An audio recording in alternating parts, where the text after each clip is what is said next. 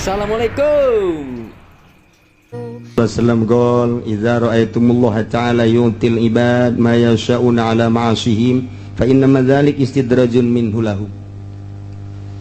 Rigas di mana aranjeun ningali neuleuh kanyataan Gusti Allah mere ka hamba-hamba ka manusia-manusia ma yasha'una sakumaha kahayangna dibere bari netepan kana maksiat.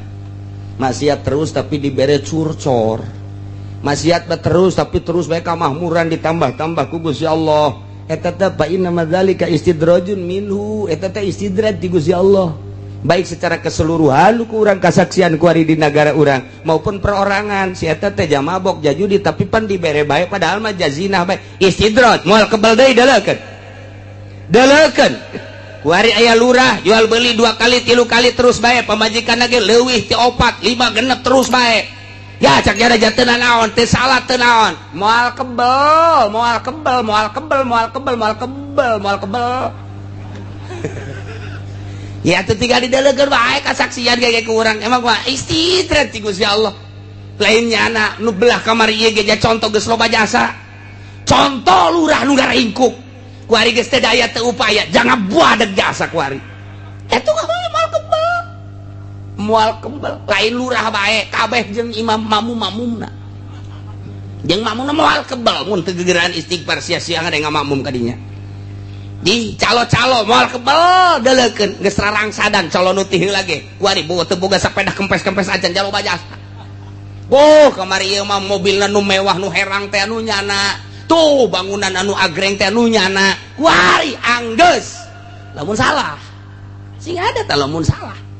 Aduh, mantan camat anu baheulana istimewa jasa kerja di camat tanggung buadeg jasa nu teu bisa ditanya ku rakyatna ku ari geus kolot tang ringkuk bae imah saaya-aya kendaraan teu gablek paeh geus teu bisa teu boga naon ibadah teu jaloba jasa camat teu kudu dicerok teu kudu diomongkeun ku kula teu kudu nya nyaraho mamang ge leuwih nyaho malah mah jadulur mah amang pan camatna ge je teu jaloba jasa eta teh istidraj sing hade tah eta keur nyaritakeun batur ku ari sing hade ka diri urang oh aing besi di istidraj bae lamun dibere kokocoran ku Gusti Allah harta loba jasa kemudian ieu aingna teu ibadah istidraj berarti lamun urang na ibadah di kocoran nah ieu mah pangbubungah ti Gusti Allah nah nu mantak sing hade loba jasa berarti nu ku urang kadeuleu istidraj ti Gusti Allah teh mantak sing hade cikasan nyaritakeun wallahi ma hadun minan nas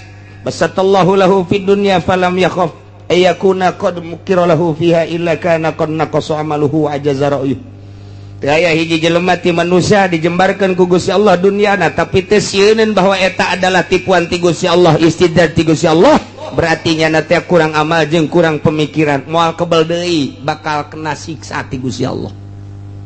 Ya Allah ya Rabbi sing hade jasa sing hade tinggal urang ku ari nu cicing bae kiai ustad sok kadatangan jelema nu kararitu pan kiai mah tuh datang bae japaran ti kokosed atuh berarti kokosed deuk pilkada datang ka kiai geus jadi atuh jauhan kiai kokosed ngaranna tinggal kotorna bae kiai tengetkeun ku sia kiai lah cenah kiai uci geus atuh aing mah lain kiai ja calo aing mah sing hade urang babarengan ya sing hade negara nu sejen mah kajeun rusaknya asal udah Tangerang bae pan cenah rusak atuh geus rusak lain kajeun rusak ya sa yeuh pugu Tangerang pangrusakna teh Tangerang ieu lain lalagaan Masya Allah karim ngajabreg ambalaya tah ku ari urang mun kadatangan jelema nu kitu kumaha ja osok kadatanganan hendak inget kak dongeng Kangjeng Nabi Musa diwahyuan ku Gusti Allah Musa idza ra'aital faqra muqbilan faqul marhaban bi syi'aris sholihin di mana anjeun neuleuh jelema fakir datang ka anjeun sambut marhaban bi syi'aris sholihin sambut mun aya jelema fakir komo ahli ibadah sambut ku anjeun eta teh anjeun teh keur kadatangan syi'aris sholihin coba kiai aya nu nyambut nu fakir namun aya kiai na keur ngedeng bae kitu. Waalaikumsalam. Ka pamajikan saya teh coba. Sa. Eta mah tetangga anu miskin teh bejakeun keur istirahat.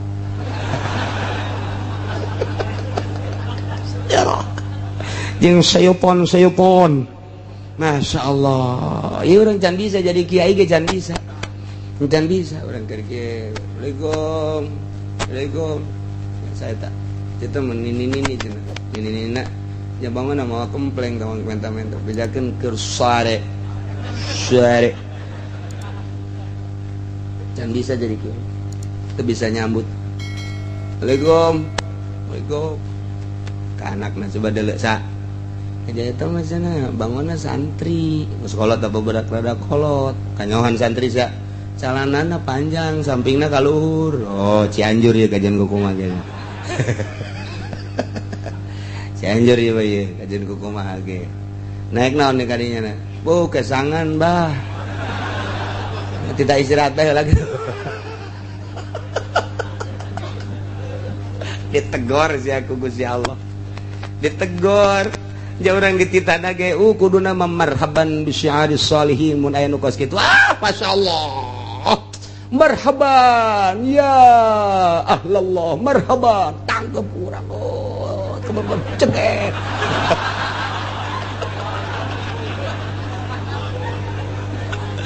aduh jasa hirup Gusti sebab kiai mah keur didelekeun ku Allah kiai mah sebab dibere ilmu titip aing ilmu ka sia kiai sia menang dapang menang nangkup di pondok pesantren 15 tahun gunakan ku hari keur didelekeun mantak ulama Inggris jasa ge keur didelekeun sia ka mana hate sia coba ketika datang mantak kiai mah macam-macam nu datang teh ti mimiti nu waras datang ka nu edana ya aya kiai mah datang nu edan maju sakali nu datang rombongan nu edan masyaallah ieu kumaha menyikapina awas keur didelekeun ku Gusti Allah je mangkumaha eta teh utusan Allah nek dikumahakeun ieu tah eta datang timiti nu susah kuduna mah marhaban marhaban sambut duh nu miskin mah datang cari gitu cai nginumna gelek oh kurang kene tambah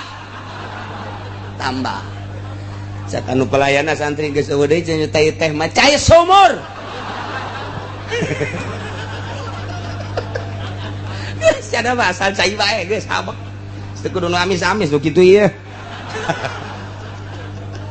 sambut bu masyaallah geus dibere cai ge geus bunga jasa komo diajak dahar geus katarimakeun jasa ieu teh lain sakadar sakitu cak Gusti Allah neuleukeun bagus ya nyambut tambah aing na ngiriman teh mantap ka Kangjeng Nabi Musa mah kos kitu marhaban bi syi'aris sholihin datang nu miskin teh kudu bunga datang nu pakir kudu bunga di aku pangleuwih ngakuna nu pakir jeung nu miskin mantap lamun aya kiai ngahormat ka camat salah ngahormat ka bupati salah naon sebab kiai mah keur magahan rakyat leutik ketika nyana berdampingan bangga jeung bupati cak bapak-bapana santri je nyana dihormat aing teu balik sia cak bapana balik ulah mondok di dinya kunaon tuh aing teu dihormat datang ka dinya pugunya da dikiaikeun ge ku aya anak-anak aing mondok di dinya nyana teu ngahormat ka aing puna aing mah kesangan bae ka dieu pan leumpang naik ojek waktu pada itu mah dihormat jasa aing teu ditanya-tanya can balik ceng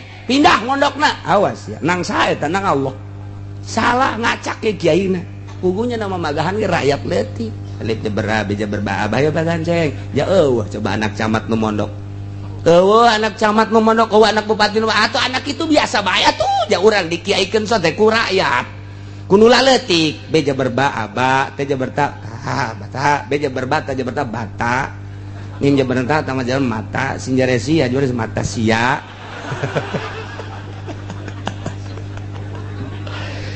nah kuari Musa wa idza ra'aital ghaniya muqbilan ilaika faqul lamun ujilat uqubatuh di mana aya nu datang ka anjeun jelema sugih menghadap ka anjeun sambut ku ucapan zambun ujilat uqubatuh dosa anu moal kebal deui bakal kena siksa mun aya nu sugih kos kitu Kangjeng Nabi Musa merenung ya Allah ya Rabbi apakah seluruh nu sugih kudu kitu ucapkeun nama kitu ngan haju deketan coba nu sugih Musa baik di kalangan pemerintah maupun di kalangan rakyat mun aya nu sugih deketan geus di deukeutan kumaha ajak coba titah nangtungkeun syiarus sholihin sarua jeung pakir. Lamun pakir dan janjeurkeun agama ku syiarus sholihin ku pakirna, lamun sugih ajak titah nanjeurkeun syiarus sholihin ku sugihna. Ajak deukeutan ku maneh. Geus di deukeutan dipentet titah meulikeun mobil, ulah eta nu salah teh kos kitu. Aya kunaon tuh ajak coba ngabangun masjid. Mun daekeun teruskeun babaturanana. Ajak coba ngabangun pondok pesantren. Mun daekeun terus babaturanana. Musa ajak coba ngabangun syiar-syiar agama aing. Majelis taklim mun daekeun terus. Mun jana teu daekeun ulah dibaturan tah mah atuh. Berarti ngan pamer doang hartana. Tah eta di zaman Kangjeng Nabi Musa dibere wahyu model kos kitu. Tah eta teh dibejakeun ka Kangjeng Nabi Muhammad tiru ku urang. Ku ari lamun aya datang bupati sambut ku urang. Zambun ujilat ukubatu. Wah, Bapak Bupati, dosa yang tidak akan lama lagi akan disiksa. Sial cak bupati teh. Tenang dulu. Ini mah bahasa dari Allah. Ini bahasa dari Allah bukan dari saya. Saya hanya menyambung lidah. Balik aing cak jana. Keke heula ih. Terus kudu balik masuk perwitan ih sakumaha perawan. Deketan ke orang bupati coba ajak Pak ya. Di kampung saya lagi ngebangun masjid. Ukurannya sekitar 40 ke 40. Nah ini sekarang lagi dibangun mau ngecor baru 40%. Sekarang mau ngecor. Kalau Bapak berkenan untuk menyumbang, nah ini saya harapkan sumbangan dari Bapak. Mah Bupatina, dari uang saya. Nih, deketan tak Bupati kos gitu. Deketan tak. Lamun cak Bupati nanti tunggu APBD dulu. Jauhan tak Bupati kos gitu. Jauhan tak. Mana kenang-kenangan Bupati di Tangerang ngabangun masjid mana? Tinggal gitu baik. Mana kenang-kenangan Pak Bupati pribadi nu ngabangun masjid taklim? Kitu bae. Mun nyana bagus deketan, mun nyana henteu jauhan. Lain cak sungut kula, cak sungut Allah. Kula mah ngabejakeun doa. Lain di Tangerang mah Serang. Lain di Serang mah Pandeglang. Ieu mah sakadar nyaho bae jeung moal ieu. Ngaji eta urang ngaranna. Eta keur carita bupati, gubernur dan lain sebagainya. Ulah ti APBD ti dirina jasugih. Tah kuari pengusaha datang ke orang. Oh, nyaritakeun nya. Batu bara punya saya. Batu bantar punya saya juga. Waduh, geus paharanya saya buka batu bantar Serang meureun kadinya. Kabeh nu nyana kabeh. Wah, berarti pengusaha luar biasa. Saya beli alat beratnya langsung dari Jepang. Saya turunkan ke sana. Kerja semas saya dengan pemerintah dan gubernur di sana. Wah, luar biasa. Alhamdulillah. Yang ini yang di sana dikirim ke Australia, yang di sana dikirim ke Amerika, yang di sana dikirim tuh ke situ tuh ke mau tuh untuk ke itu VTU itu saya punya itu. Alhamdulillah rabbil alamin. Sambut kurang zambun. Ujilat ukubat. Dosa nu moal kebal deui disiksa. Pan kadengen lain deui cek jana teu ngeunah ieu. Kae tenang heula. Eta mah ucapan Allah jatitah kitu ka Kangjeng Nabi Musa. Lamun nu susah, aya nu susah, aya kiai susah, aya ustad susah. Jeung kiai-kiai mah geus bae sambutna tah Musa, cak Gusti Allah marhaban bi syi'aris sholihin. Mun aya kiai nu mana bae ti mana bae geus bae sambut. Bahasana eta kos kitu tak bahasana marhaban bi syi'aris sholihin. Sono urang ngobrol hayu urang teh. Nah eta jeung ahli-ahli agama jeung nu susah karena itu. Mun nu sugih bahasana omongkeun zambun ujilat uqubat. Sia aing cenah naon geus diomong kos kitu. Mun paeh wal kebel ieu kahisaban. Dunia mahalaluha hisabun wa haramuha ikabun. Yaqabun moal kebel mun bapa paeh kahisab kanjeun ku kumaha ge. Jalain cakula jak cek nabi tama. Kula mangan nyaritakeun doang. Kula loba omong ieu motor bae moal teh di motor. Begitu di bere motor marhaban bisyari soli. Wah tolol. Datang nu sugih mah luar biasa nu susah diantepkeun. Ieu kiai Bangkawarah ieu kos. Aju kudu kumaha? Nah, kuari pengusaha deketan ku urang, deketan teh ulah hayang jang diri sorangan. Jadi diri sorangan mah geus dijamin ku Gusti Allah, dahar nginum engke ge aya bae nu mawan cucurut bakal nanti. ulah sieun beurit marawan ka dinya ucing marawan ka dinya ye atuh tah geus pokona kitu bae geus ti Gusti Allah. Allah Maha Kawasa jelema nganang karak bae dah cak Gusti Allah nu mere atuh maung pun mangmawakeun ka dinya roti dijejelanna ge ku maung Masya Allah ulah sieun-sieun atuh komo urang loba jelema beureunanan mau ngarupa anak urang ku anak urang padahal mah maung eta kan emang maung janya sok ngakolan bapak sok menta maksa eta maung ngaran eta Gusti deketan ajak Musa cek Gusti Allah yuk nganteng menang ngomong teu kudu ngomong ajak ke masjid ajak ke majelis taklim ajak ke pondok pesantren mun nya haju ngomong layak ya dibangun siap kula ngabangun deketan tan nusugih sebab eta nusugih ge termasuk kana syiarus sholihin tinggal kuari mah bergerak na di syiarus sholihin apa henteu nu susah mah bergerak teh ngun kasusahanana bae nya mah geus boga tanda syiarus sholihin tapi iya ya nusugih ti mimiti pejabat pemborong pengusaha dan lain sebagainya nyana aya arah kadinya satungtung aya baturan satungtung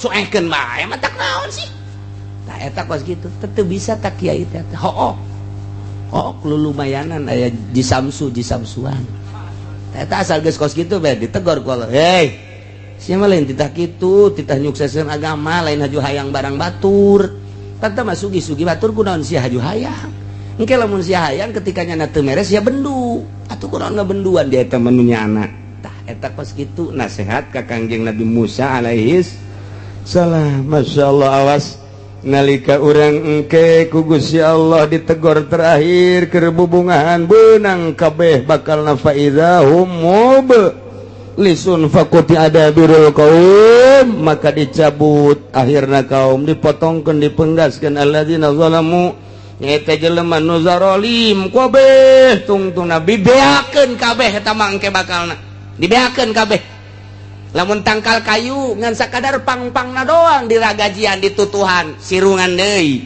tangkal kayu kuari tak tangkalna kadang sirungan deui sanajan jadi lambat kuari dihandap tetap aya keneh nu sirungan deui tapi ieu mah geus dicabut jeung akar-akarna fakuti adabirul qaumil ladzina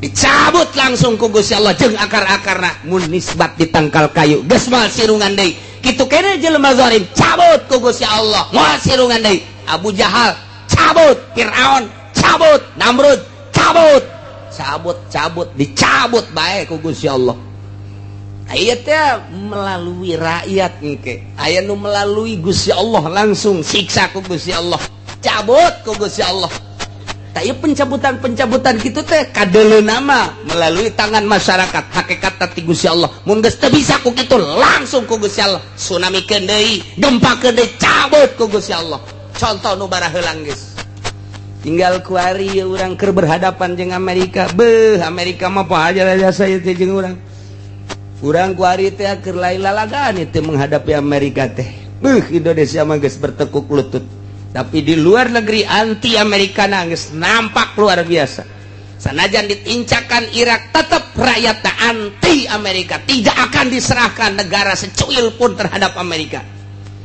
termasuk Libya sanajan geus diacak-acak ku Amerika cek rakyat Libya anti Amerika tidak akan kuserahkan secuil pun negara Libya terhadap Amerika nemendak dibom deui kedutaan Amerika na kurang Libya acak-acakan kuari aya pembuatan film Kangjeng Nabi Muhammad baheula mah Fajar Isa Demisi baheula mah kuari aya pembuatan film ieu Kangjeng Nabina nampak begitu nampak ternyata pelecehan dibom kedutaan Amerika di Libya satu suara Irak Iran kabeh ieu mah lamun diteruskeun kuari pemberitaanana bisa perang dunia perang agama ieu mah lain lalagaan kuari di Indonesia kuari geus 1-2 geus mengetahui ngan henteu dipublikeun bae lamun ieu dipublikeun hudang ujianana kiai-kiai ujianana mah titah santrina kiai na mangke bae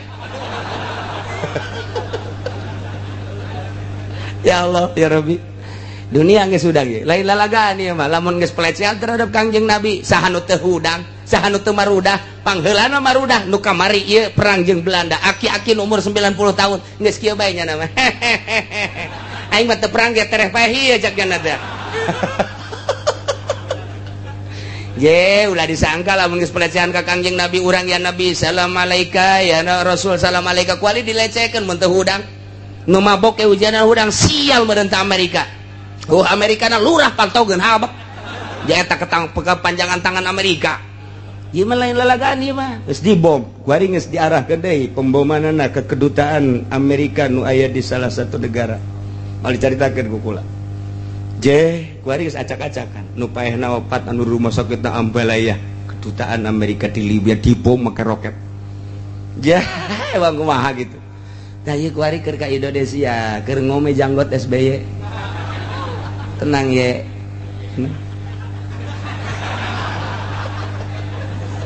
aduh ampun Masya Allah karim ayatnya numantak rahimallahu abdan tadabbaru hadhil ayat Allah merewelas asih ka jelema anu mikir jeung inget-inget kana ieu ayat lantaran lamun kurang ditadabur dipikir urang bakal mengarah kana tobat loba maca istighfar ka Gusti Allah Subhanahu wa ta'ala mun urang boga anak bejaan sing hadeceng gitu lantaran ieu keur fatahna alaihim abwaaba kulli syai' besi ka dituna akhadnahum bagtatan sing hadeceng adapun urusan Allah ngan urang ai geus tobat matuh ngeunaheun bae sing hade kata tangga urang anu judi teh sing hade ja ieu mah geus teu bisa temempan ku sungut kiai geus temempan ku Gusti Allah ieu mah geus tinggal nyiksa we cak Gusti Allah ai sia ku utusan aing ulama-ulama temempan ku aing na bae geus temempan cak nya mah naon da klubat ka mana sia ku aing digempakeun deui sia akhadnahum bagtatan naudzubillah min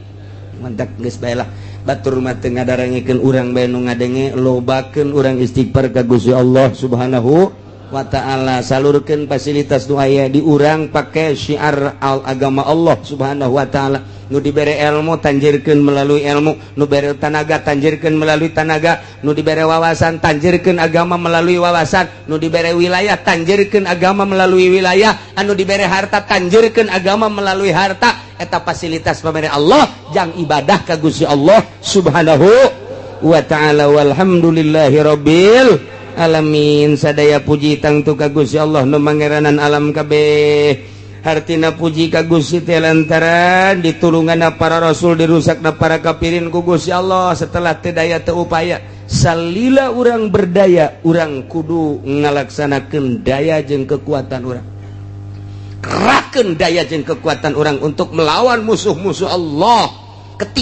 ketika urang teu berdaya tetapi urang teh geus terjepit jasa doa ka Gusti Allah Allah maha uninga ke Allah anu nurunkeun adab langsung sakaligus kitu bae geus hese-hese kuari di Jakarta atuh pemilihan gubernur teh geus mulai kafir coba eta teh kumaha sagoreng-gorengna ai muslim pan rada deres pasabagus-bagus kafir pan musuh walan tardo angkal yahudu walan nasor hatta tattabi'a millatahu ngaran kafir mah musuh bae sajahat-jahatna nu muslim lantaran eta mah maksiat ngaranna ta eta pan geus mulai diduet-duetkeun ku sekarang itu eta kakara hiji encan ka negara ka daerah-daerah nu seje geus jeung calon-calon ge nu bararagus deui ieu mah tinggal fatahna alaihim abwaaba kulli syai' kadituna akhadnahum bag naudzubillah min zalik geus teu daya teu upaya engke bakal aya bantuan Allah Subhanahu wa ta'ala deuleu dina alam tara kaifa fa'ala rabbuka bi ashabil fil ashabul fil geus teu daya teu upaya nu ngajagaan Baitullah serahkeun kudu ngajagaan aja nu Gusti abdi mangan sakadar ngurusan abdi bae jeung ngurusan onta abdi atuh ai Baitullah mah nu Gusti mangga teges-teges tak kawasa teh turun pan burung ababil kitu bae urang mah tah ieu selalu kitu jeung kitu ngan teu meunang kitu bae memehna tetep kudu berupaya urang ngelawan sekuat tenaga ketika nyana aksi nyeun seserang-serangan atawa nyana aya aksi pelecehan-pelecehan seperti film dan lain sebagainya ya otomatis nu mentak urang kuari encan kukumaha di luar negeri mah geus pohara memehna tetep urang ngadoakeun ka ahli-ahli Allah saagama urang nu aya di luar negeri baik di Libya di Irak di Iran gitu di Saudi Arabia Yaman dan lain sebagainya Timur Tengah saagama atau di urang kabehan seagama urang ngadoa mudah-mudahan diberi kekuatan ku Gusti Allah Subhanahu wa ta'ala diberi keistiqomahan ku Gusti Allah Subhanahu wa ta'ala sehingga tetap agama Allah tetap jaya, agama Allah tetap luhur melalui ahli-ahli Allah subhanahu wa ta'ala. Bibarakati ummil Quran. Al-Fatihah. Bismillahirrahmanirrahim. Alhamdulillahirrahmanirrahim. Ar-Rahmanirrahim. Maliki yaumiddin. Iyyaka na'budu wa iyyaka nasta'in. Shiratal mustaqim. Shiratal ladzina an'amta 'alaihim ghairil maghdubi 'alaihim waladdallin.